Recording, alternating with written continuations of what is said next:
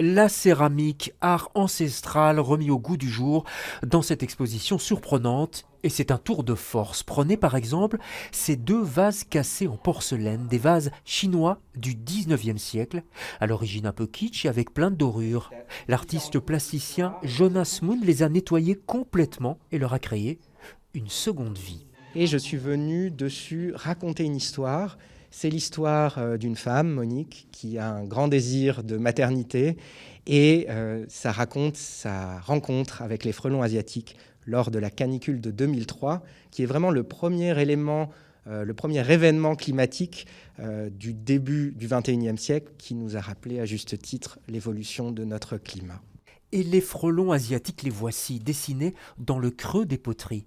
Une préoccupation bien contemporaine qui donne un coup de jeune à l'art de la céramique, qui peut devenir aussi ludique, pourquoi pas, comme ces balançoires en tulette. C'est un côté que les artistes ici ont vraiment mis en valeur, ce côté jeune, ce côté trendy, ce côté où on a une expérience aussi qui est fort différente en fait de pas mal de musées ou d'autres espaces. Et de plus en plus, c'est quelque chose que énormément d'espaces d'art contemporain du moins essayent de faire vivre.